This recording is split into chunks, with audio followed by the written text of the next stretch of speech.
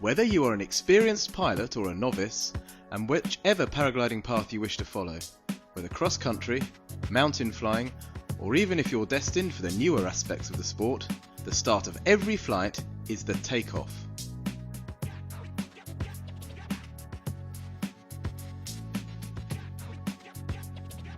At the moment of takeoff, each pilot can be subjected to stress from different sources.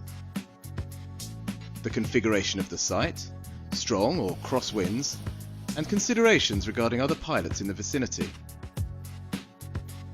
Lack of practice can also lead to doubt or hesitation.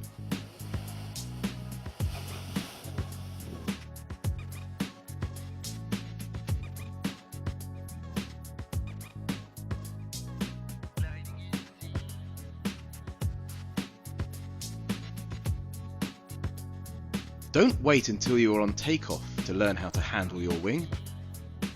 It's imperative that you train yourself in the correct techniques, the improvement of which will result in safe launches.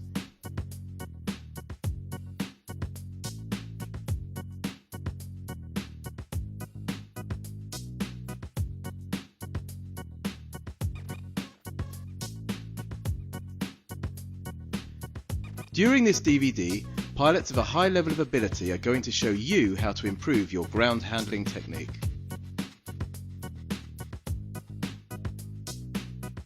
We will also demonstrate various exercises, which will be illustrated in varying conditions.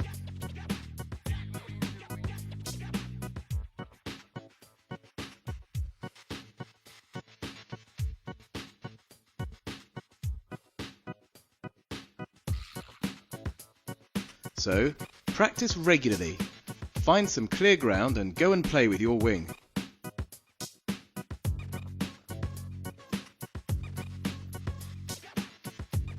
You'll see how ground handling becomes a real game and your takeoffs more and more assured. Enjoy the film and your ground handling.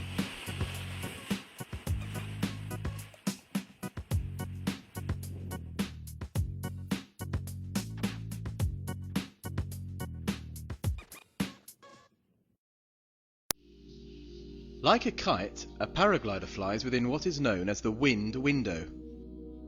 In practical terms, this window is a space in which the wing can fly. This space is defined by the wind and the relative position of the pilot. It's a quarter of a sphere facing the wind, of which the radius is the length of the lines.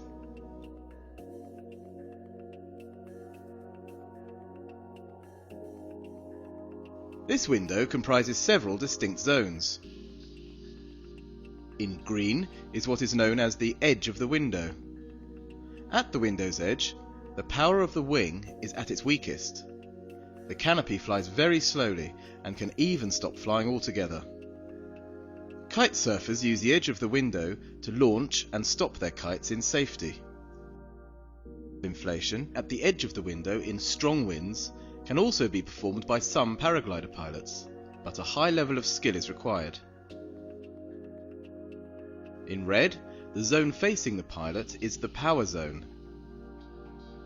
It's here that the wing is at its most powerful.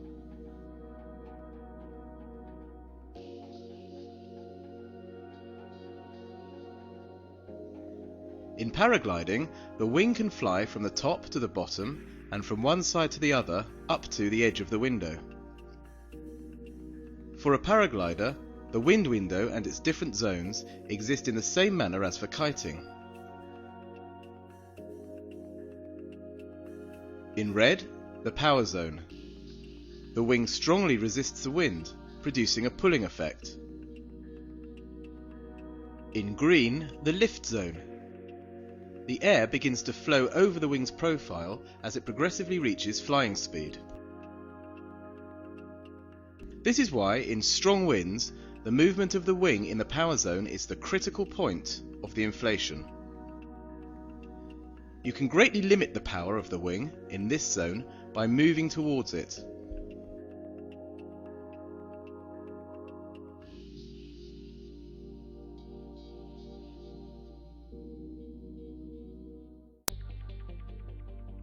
As you arrive at takeoff, your attention is generally focused on weather conditions. Knowing how to prepare your equipment must therefore become automatic, so that you're free to concentrate on other aspects of your flight as much as possible. Good preparation of the wing is essential to give yourself the best chance of a perfect inflation. Begin by analysing the conditions. Continue to assess the evolution of the weather as you prepare your equipment. You should prepare and inflate your glider directly into the direction of the wind. If you do this, your glider will ascend symmetrically. Always try your best to raise the wing symmetrically so as to avoid the necessity to move yourself laterally, and to be able to correct the inflation more easily. If you don't position the wing at 90 degrees to the wind, the side under more tension will inflate first, and attempt to launch before the other half of the wing. The extent of your reaction and the skill it requires will depend on the strength of the wind and the initial movement of the glider.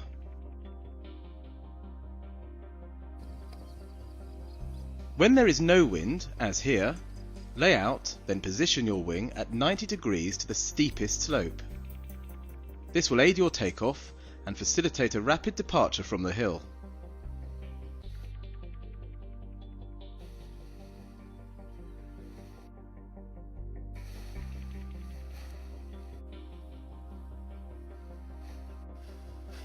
It's now time to untangle the lines. To make the job easier, start by moving the harness away from the wing to put a little tension on the lines. Check whether the harness needs rotating. Note how freeing the lines should not cause an unnecessary delay. By tightening the lines and walking towards the wing, it's enough to make sure there are no tangles in them. Here, Jerome carries out a swift inspection of each set of lines, from the front to the back of the glider. In the same way, he next ensures that the brake lines slide freely to the end of their travel. Now you can put your harness on and continue with the pre-flight check.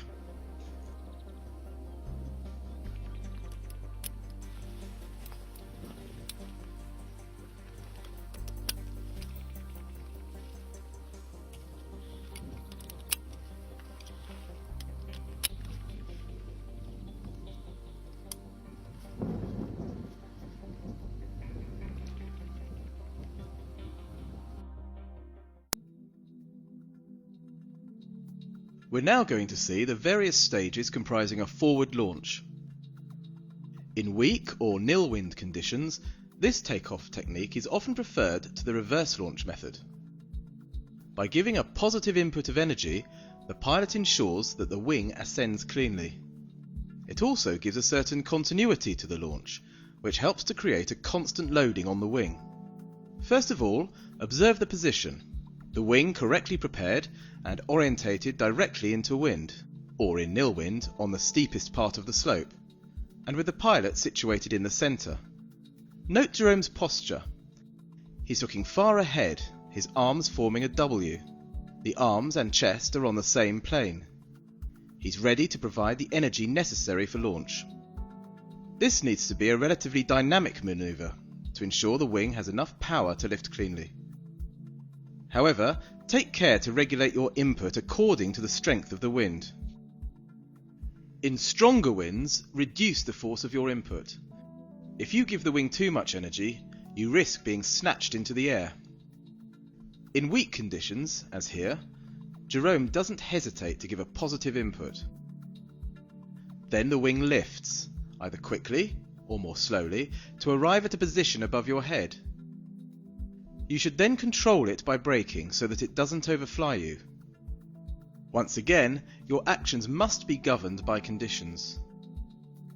If the wing climbs rather slowly, very light braking should be enough to prevent it from overflying you. On the other hand, if the glider rises fast, don't hesitate to brake, even quite hard if necessary.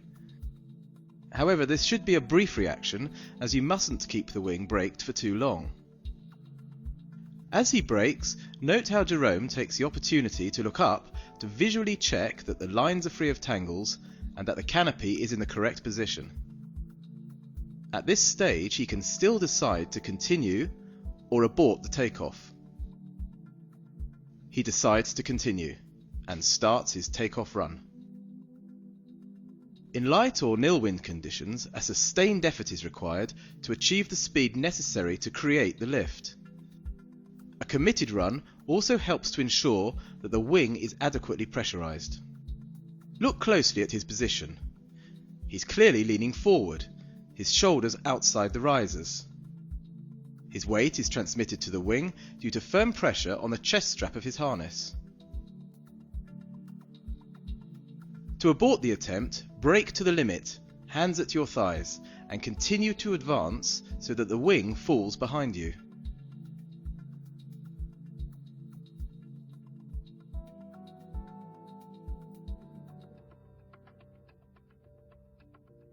The glider and pilot form a pendular system. In the air, in the event of rolling or pitching, you are naturally brought back beneath your wing.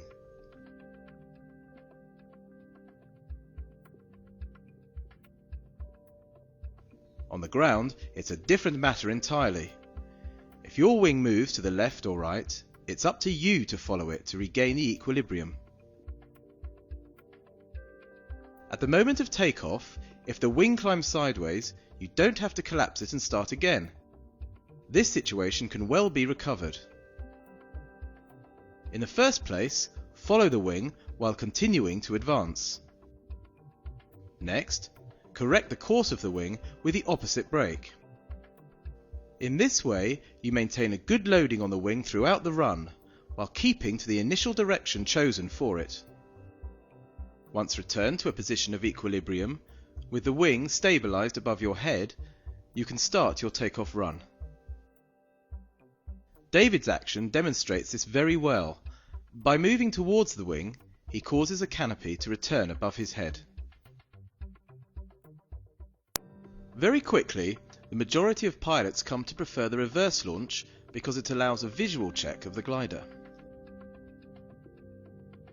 It's also easier, as the wing rises, for the pilot to effect the correct adjustments and find the best position to be in himself. This type of inflation is also better adapted to stronger conditions. There is no correct method. The right method is the one you master and which ensures that you take off safely. In all cases, be attentive to the situation and know how to adapt your reactions as required. The conditions are strong? Maybe you shouldn't wait before starting your takeoff run. Is the takeoff site a gentle sandy or grassy slope, or a steep and rocky incline? For each launch, analyze the situation and act accordingly. We're now going to watch as David demonstrates the crossed brakes method. Turn to face the wing, the risers crossed in front of him.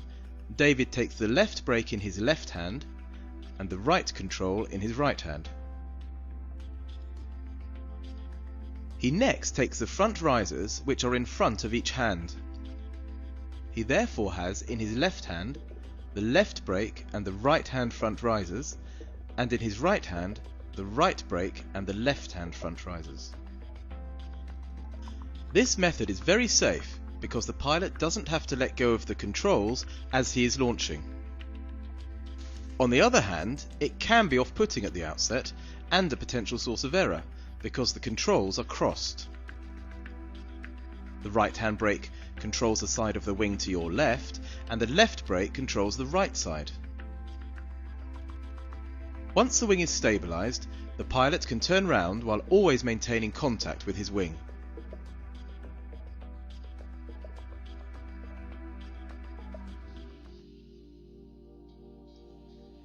In strong winds, the movement of the wing in the power zone is the critical moment of the inflation. The wing is in the transitional phase and is barely flying. It presents a strong resistance to the wind, producing a pulling effect. At this point you could be surprised by the power of the wing. To reduce this energy, reduce the loading on the wing by walking towards it.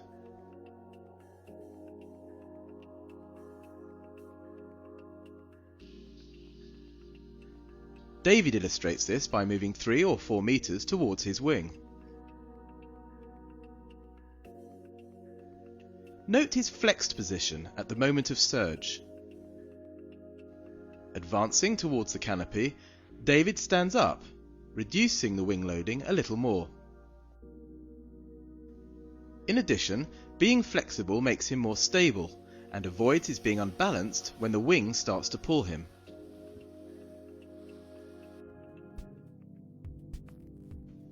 A different situation. For this demonstration, Jerome is using an ultralight wing and the wind is virtually nil. Jerome is going to use the same method of inflation that we've just seen with David. He is simply going to adapt it to the new context. Jerome pre-inflates the wing so as to better position it for the inflation. Note how the wing rises easily despite the absence of wind. With this type of equipment, very light input is required, even in weak conditions. Note that Jerome doesn't have to walk towards the wing. On the contrary, he needs to move backwards to load the wing even more. Here, he's not trying to reduce the speed of the wing, but to increase it, so as to overcome the lack of wind. The wing lifts. Jerome checks it visually as it rises.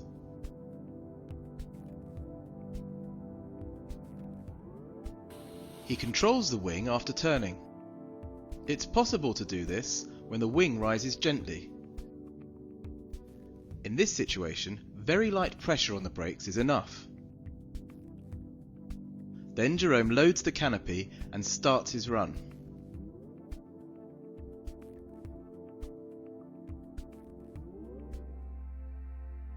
Now another situation with Timothy at the Dune de Pilat. Here he again makes use of the crossed brakes technique, the right-hand brake in his right hand and the left brake in his left hand. In contrast, however, he handles the brakes differently and he holds the risers in one hand. To control the wing from one side to the other, therefore, it's necessary to change the hand holding the risers.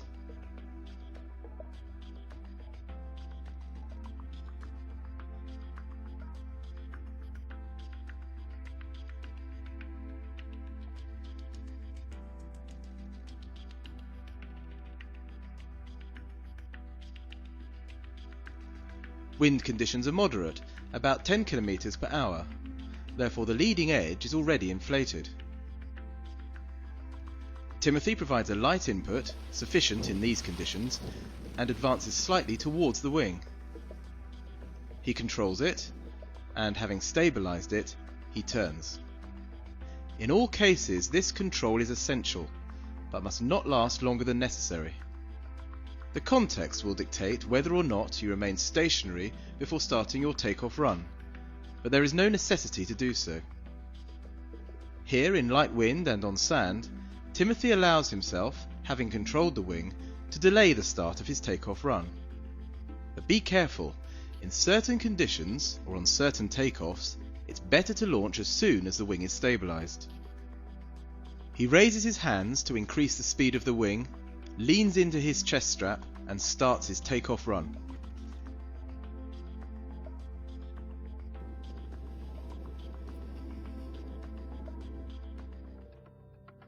Here's a further example with Russell in slightly stronger conditions.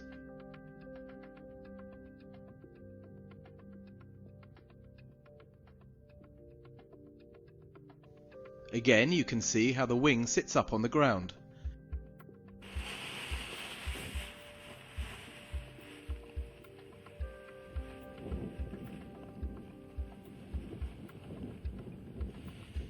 In these conditions, only a small force is needed to cause the glider to rise to its full height above the ground.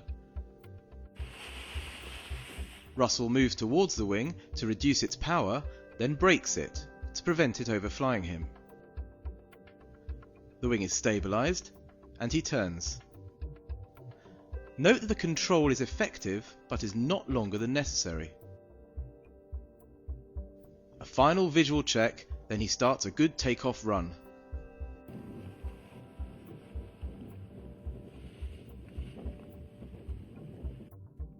The final example, and another situation, here with Jerome.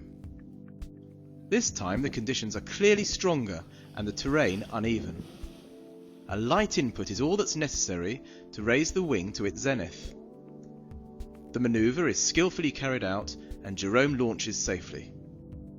Nevertheless, that's not to say that this launch couldn't have been improved upon. In these strong conditions, Jerome could have advanced a lot more boldly towards the wing at the moment it began to climb. He could also have been more flexed, which would have allowed him to lighten the wing by standing up as it accelerated. Already being upright, however, he was unbalanced and pulled by the wing as it accelerated. Pressurized in this way, the wing lifted far too quickly, causing Jerome to have to brake it firmly. This demanded a very fast and accurate response on Jerome's part, and could be more difficult to handle by less experienced pilots. Anticipate the behaviour of your wing and adapt your reactions to the situation.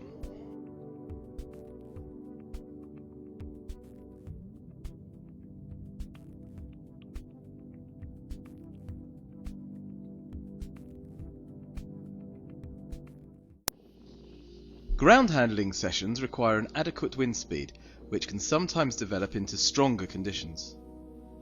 For your safety, therefore, you should know how to effectively collapse your glider. The method you'll have learned at your flying school consists of braking the wing until it falls behind you. As you can see, this method has its limits, as in strong wind it becomes very strenuous. In addition, the still partially inflated wing drops back through the power zone. At this moment you risk being forcibly dragged backwards by the wing. This is not a particularly comfortable situation in which to find yourself. If you need to collapse the wing in strong wind, turn to face the canopy. It's more easily achieved in this position and avoids you being dragged off. When you decide to collapse it, go with the wing by running towards it. This helps to reduce the power in the wing by depressurizing it. Running forwards is easier. Still facing the wing, you can also collapse it by using the rear risers. Don't hesitate in strong winds, use the rear risers. This is the safest and most effective method. In this way you completely break the profile of the wing. It loses all its energy without pulling you backwards.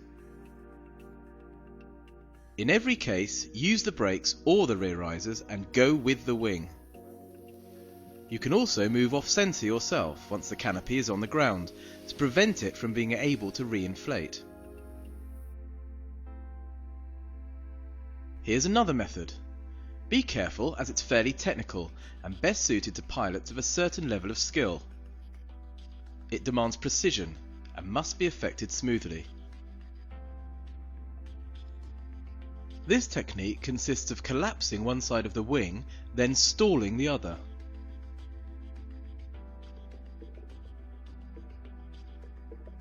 With his back to the wing, Russell takes the front risers in one hand and the rear risers in the other.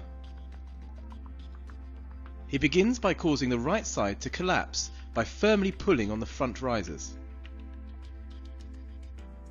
When the wing is collapsed, he stalls the other side by pulling on the back risers, preventing any rotation from the open side. The wing finds itself almost instantly deflated and depressurized. It drops gently to the ground.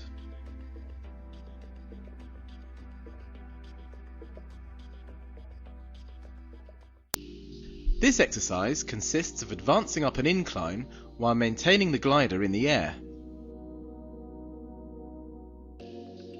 It's carried out in light wind and on a gently inclined slope. Watch David as he reclimbs the hill. Two obvious phases are apparent. When the wing is flying or rising, David walks towards it. When the wing descends, David stops before it touches the ground and speeds it up by lifting the front risers as during an inflation.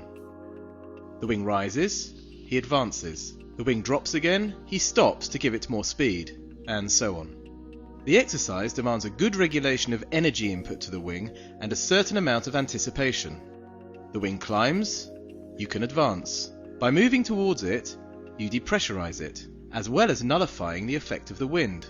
The wing will therefore lose its speed before dropping back. Make sure that you advance gently towards the wing, if not you risk depressurizing it too quickly, leading to its deflation and the end of its flight. As the wing descends again, stop before it touches the ground and give it some speed using the front risers. Here, watch how Jerome controls each side of the wing independently. He reinflates in turn the right side, then the left, and moves himself to maintain a certain loading on the wing. The wing rises again to its zenith, thus preventing the pilot from advancing further. Use the rear risers to brake it and cause it to fall once again. Moving from the front risers to the back quickly and without hesitation is a good exercise in skill and dexterity. To remain in control of the wing, you should also move yourself laterally. This will counter localized changes in wind direction. Here, the wing goes to the right. Jerome naturally shifts himself towards the left to maintain a symmetrical tension between the risers. Once the wind has returned to its previous direction, the glider and pilot realign themselves. This exercise helps you to understand how it's possible to control the speed of each side of the wing by well-calculated inputs to the front risers and repositioning of yourself. Familiarity with these sensations is indispensable in achieving good elevation of the wing during a reverse launch inflation.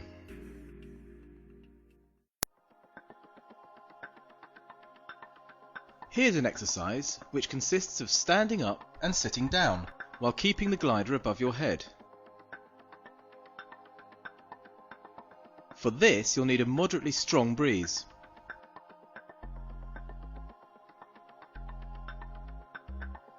To begin, try to sit down and stand up again while maintaining the loading on the wing. If you're too quick, you risk depressurizing the wing suddenly, leading to its collapsing. Therefore, try to maintain and feel a continuity in the pressure. Your wing has less or more lift depending on its position within the wind window. This exercise aims to help you feel this lift as well as the zone in which it operates. As it rises towards the zenith, the wing attains its flying speed. The lift is created, then increases. Use the brakes to induce a pitching motion of the wing. Start by braking the wing sufficiently to make it swing firmly backwards. Then slacken the brakes. The wing can now fly again. It accelerates and again ascends to the zenith. At this moment, you should feel the increase in lift as the wing pulls upwards. Repeat this pitching movement and attempt to produce an increase in lift which will pull you upright. Observe Jerome as he instigates and utilizes this pitching movement of the wing to lift himself up.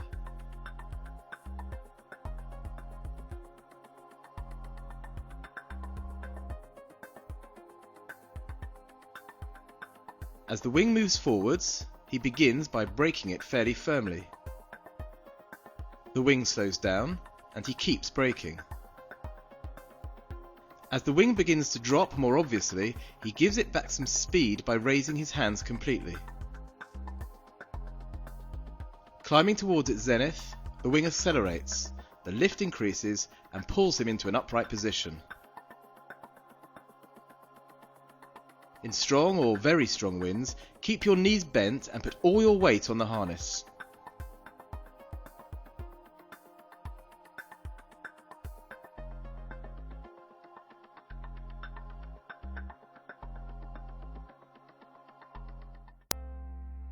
Ground handling can also be a game.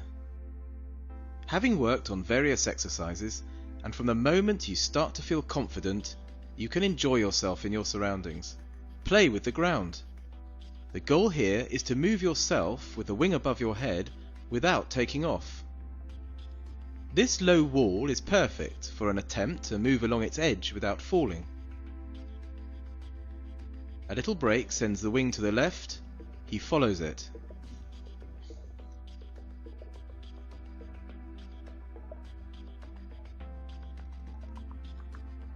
Now a little break on the other side to come back. See how Jerome displaces himself smoothly while always keeping some pressure on the controls. This exercise is useful when handling pitching movements of the wing. It's important that you avoid taking off and also that the wing doesn't overfly you, while at the same time preventing it from collapsing. Now Jerome reclimbs the slope. The wing is flying and he can move towards it. The wing drops back. Before it touches the ground, he gives it some speed using the front risers.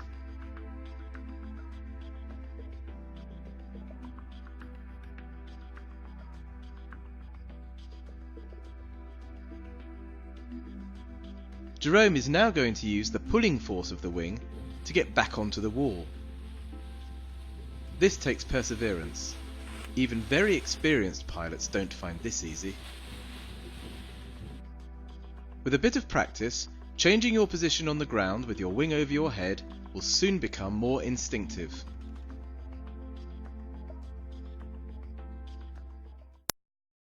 The aim of this exercise is to develop your awareness. It consists of maintaining the wing between the ground and its zenith. Be aware in this case that, as the controls are not held, this is not a ground handling technique to be used when taking off. Take the brake lines in one hand and the front risers in the other. You're going to control the glider by a pendular motion from right to left.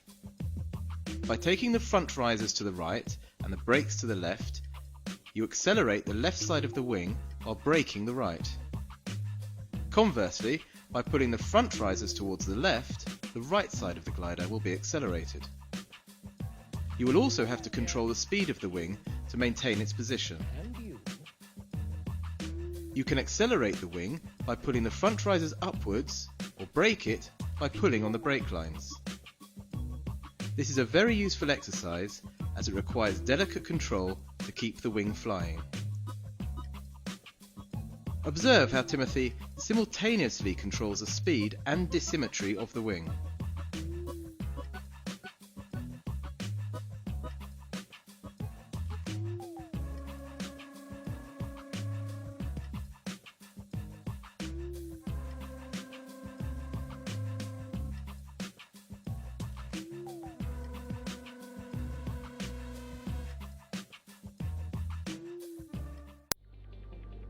This exercise involves placing the wing at the left and right sides of the wind window. Even in this unusual configuration, it's possible to achieve a state of equilibrium for your wing. When you have learned to bring the glider into this position and keep it there, you can attempt maneuvers at the edge of the window, such as the barefoot. This exercise requires moderately strong wind conditions. Use the controls to send the glider to one side. Instead of following the glider so as to keep it above your head, turn towards it and oppose it. You can even move in the opposite direction to accentuate the off-balanced effect.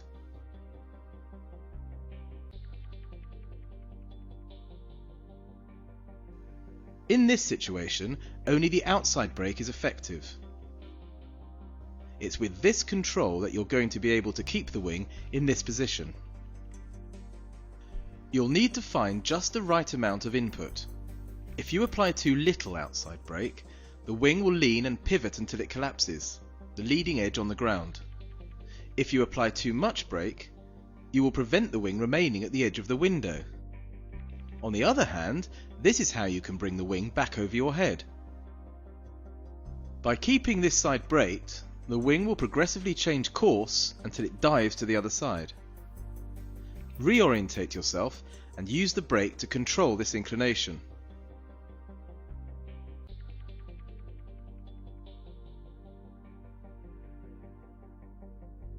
If the wing has dropped too far, or the wind becomes weak, the use of the brakes alone will not be enough to bring the glider back above you. In the first place, you will need to speed up the wing to keep it flying. In order to achieve this, reload the upper side of the wing by pulling on the front riser as David does here. Then, a little paradoxically, as well as giving the wing more speed, you can brake it at the same time to bring it back over your head.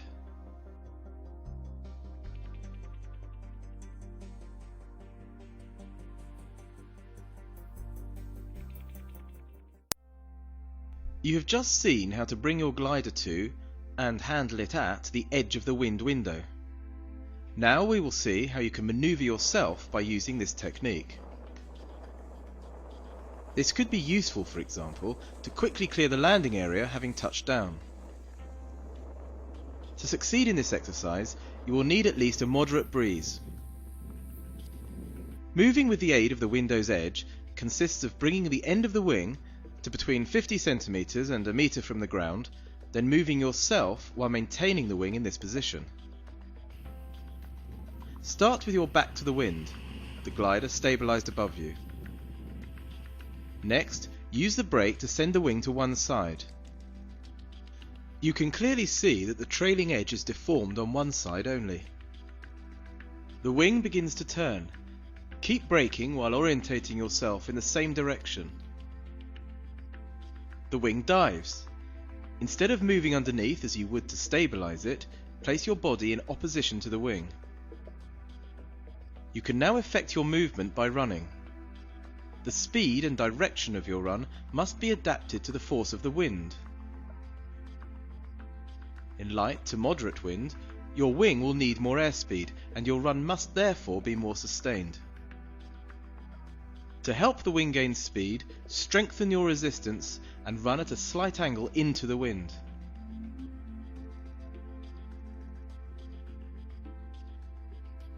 In a stronger wind, your run can be less forceful and less into the wind. Be careful. Well loaded in a strong wind, your glider can rapidly gain speed, dragging you with it.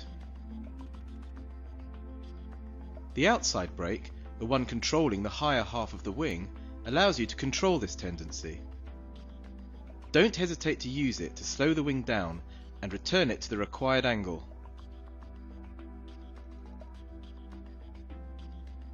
To make a U-turn, the principle is simple.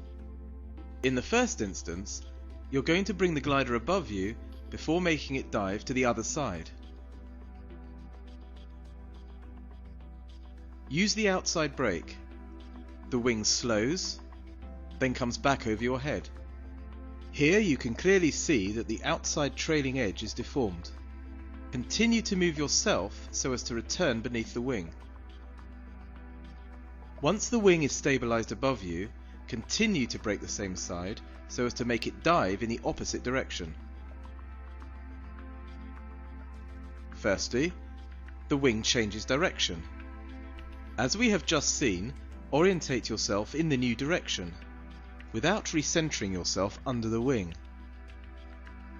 Secondly, the wing dives. You can maintain control with the exterior brake and begin your run.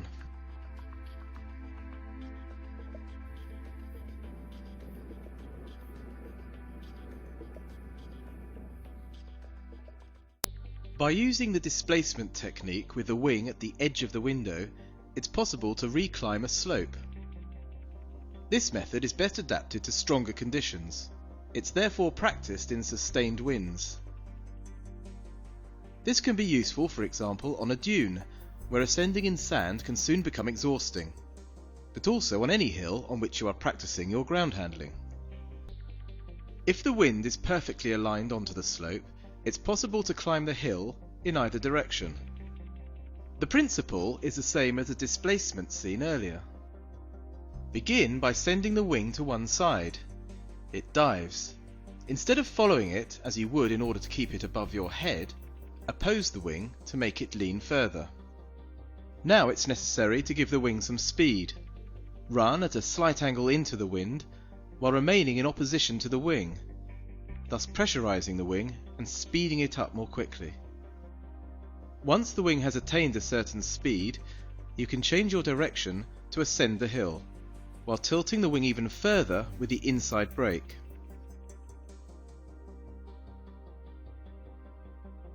In reality, it's rare that the wind's direction is at exactly 90 degrees to the slope, or even that the hill is angled in the same direction along its length. You can only reclimb the slope by running in the direction facing more into the wind. In the other direction, your run would have to be far stronger in order to displace yourself in this way. With the wind behind you, you are going to either take off or be able to effect a barefoot.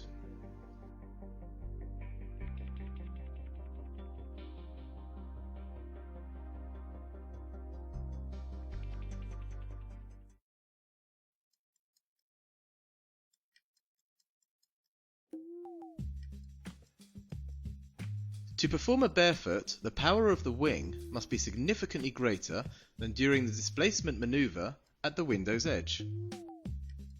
The pilot can then slide, towed along by his wing.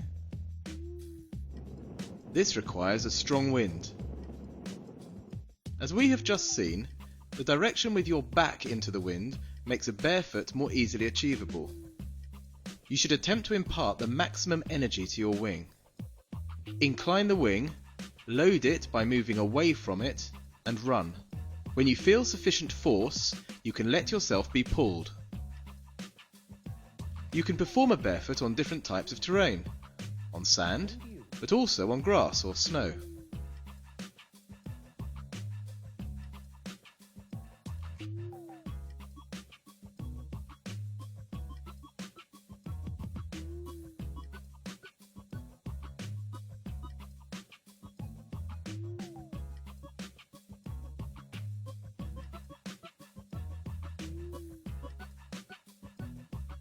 The dive is a U-turn carried out using high speed combined with a sudden reverse of direction. The controlling input and transfer of weight must be regulated to make the wing pivot through 180 degrees as fast as possible. If the turn is slow or the radius too long, you will detach yourself from the slope and take off. On the other hand, if the turn is sharp and the pilot continues moving while the wing begins to turn, he will ensure a perfect loading on the wing. He is then returned by the pendular effect.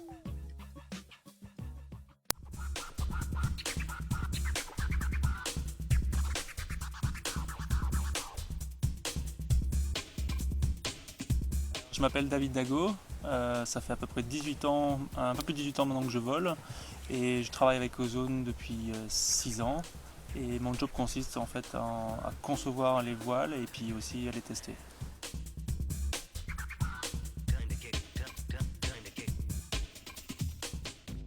On est trois dans ce qu'on appelle le design team. Jérôme Cano et Russell Ogden qui m'aident en fait pour la mise au point des voiles et les tests. Et moi donc la troisième personne pour faire la conception et puis aussi pour aider mes deux camarades à tester les voiles et à les mettre au point.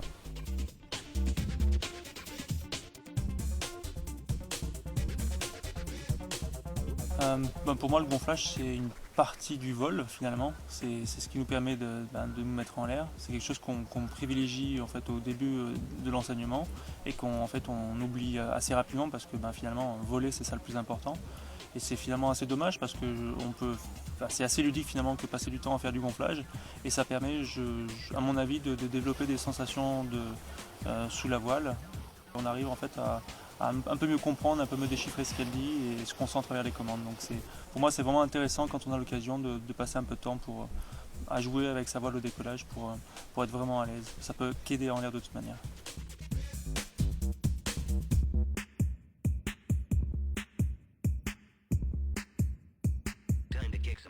La façon dont la voile va se comporter au sol va être beaucoup plus difficile à gérer qu'en l'air. En l'air, en étant donc sans le pilote en fait en pendulaire sous la voile, tout va se régler de façon automatique, alors qu'au sol, c'est au pilote que de se déplacer au bon endroit pour arriver à garder sa voile au-dessus de la tête. Donc en fait, quelqu'un qui va bien se débrouiller au sol va a priori être beaucoup plus à l'aise en l'air. Il y a aussi effectivement le fait qu'on ne vole pas, donc on a moins de vitesse, le sensation dans les commandes est beaucoup plus floue, donc c'est effectivement plus difficile d'arriver à trouver ces repères, de savoir jusqu'où on peut aller. Et donc d'avoir arrivé à développer ce feeling au niveau du sol va être fabuleux en fait en l'air après.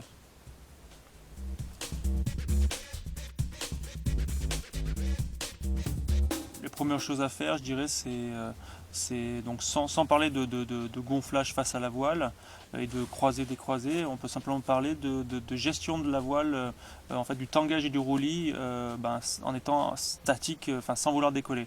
Où en fait on essaie parce que le vent est jamais complètement laminaire, le vent, il y a des variations de force, donc le vent accélère et diminue, le vent change de direction, et ça veut dire que la voile, si on bouge pas, en fait elle va forcément partir en arrière, en avant, se décaler.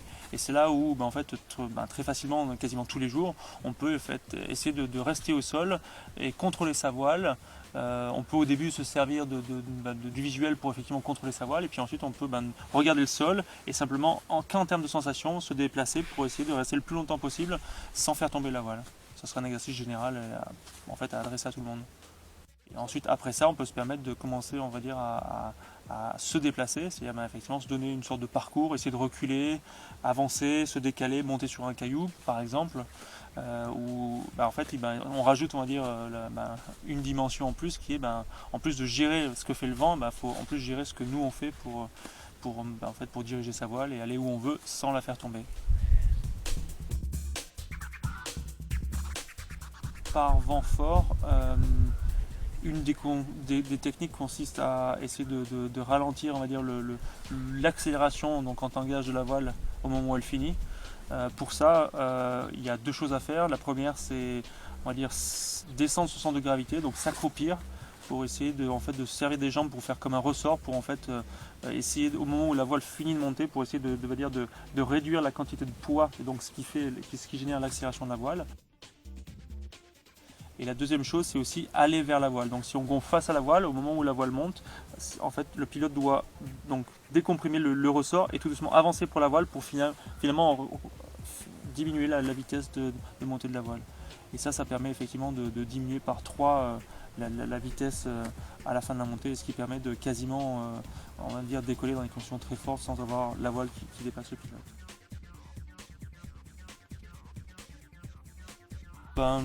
Toutes les méthodes sont bonnes à partir du moment où elles sont bien contrôlées, masterisées par le pilote.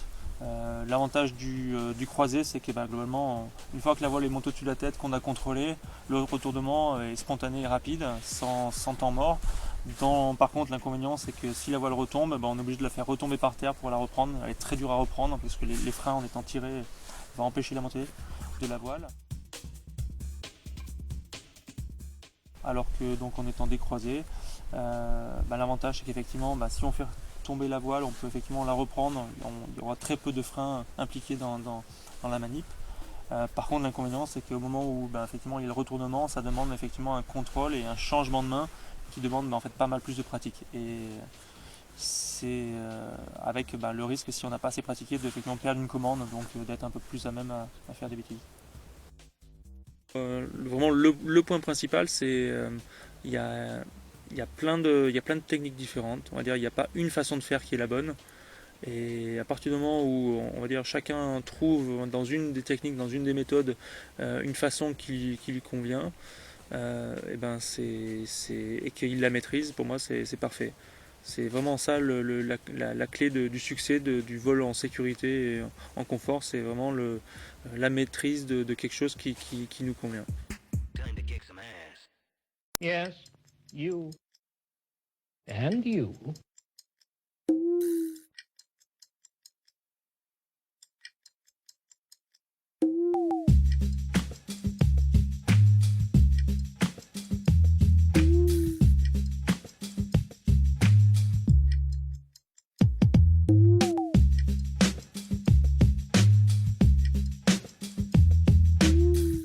My name is Timothy Green, and this is my twin brother, Anthony Green.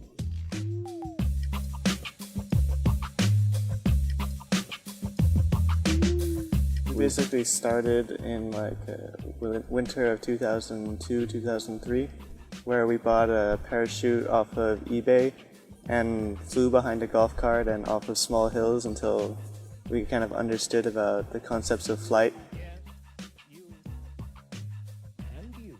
The summer of 2004, we started really progressing in acrobatics and working for the Civ course, driving the boat and teaching basic maneuvers. And this is where we found a very excellent site where we actually first started kiting. It was an island in the middle of a lake that had a nice steady wind coming onto the shore, and it was sandy and gravelly, and it was perfect for learning how to kite. And I mean, we became very good at kiting when we were not flying, and then when we were flying we were understanding, and we put the correlation between the two right then and there. And we immediately understood why our instructor said that when you're really good at kiting, you're a really good pilot, because all of the kiting is the exact same as when you're flying. And so we could see the direct correlation when somebody was learning there and they were really bad at flying. You could see them in the air, they were bad at doing the acro. They would ask our instructor, what can I do to become a better pilot? And he would say, well, get out there and kite like the rest of them.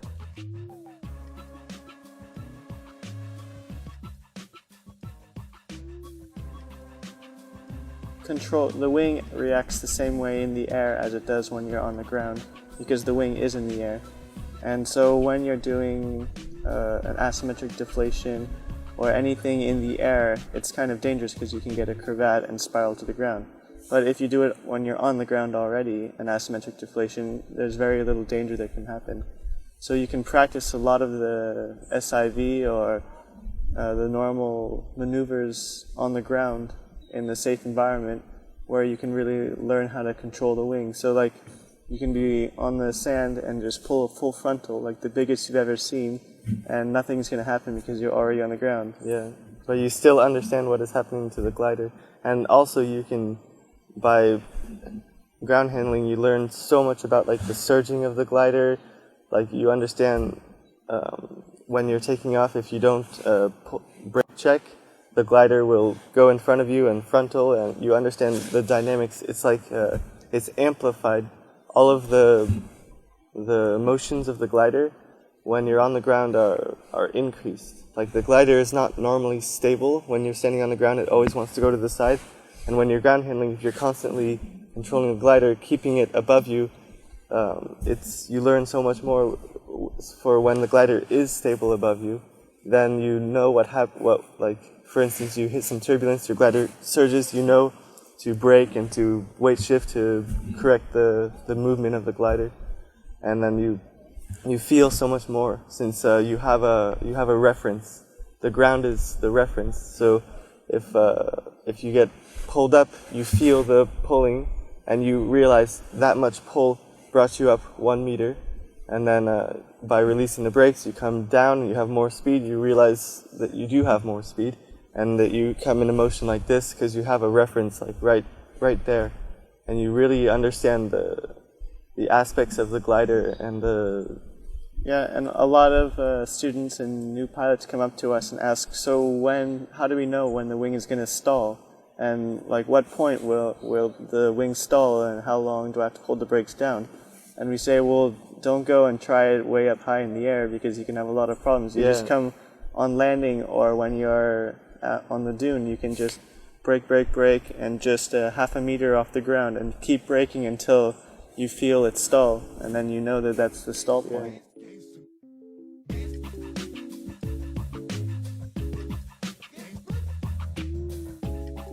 You can do every maneuver in the air that you can on the ground. You can put your glider up on the edge and apply brake on the high side, and it's exactly like a sat. It's the same body motion. It's just staying still instead of rotating around you. Yeah. So you just have like all of your weight shift on one side and the brake, and it's just keeping there, and then you let out and it goes too far down, and it would be like exiting a sat where it just falls into the sand. And if you pull too much, it goes too far up and stalls and spins, so it'd be like a coconut spin.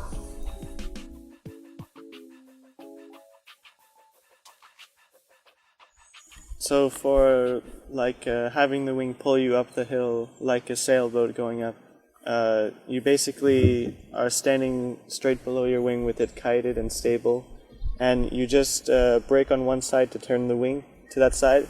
Instead of following underneath it like you would to keep it stable and above your head, you lean away from it and it comes to the side, and then it often can hit the ground and just like stay there, and then you can bring it back up and you control it with the top brake to bring it up and to bring it down. And then when you want it to start taking you up the hill, you have to lean away from it and then run like in the same direction, and normally upwind a little bit because it has to be cross, otherwise you have to be going too fast. And you can brake to actually give it more lift and pull you up the hill faster. So at the beginning, normally you have to run down the hill a little bit to get some speed in the wing, and then as it gets speed and creates more lift, then you start running up the hill, and you just control it and keep the wingtip touching the ground or just a half a meter up, because if it goes too far up, then it stops pulling you up and it kind of takes off. And then for when the wind is perfectly straight up the hill, you can do it in both directions.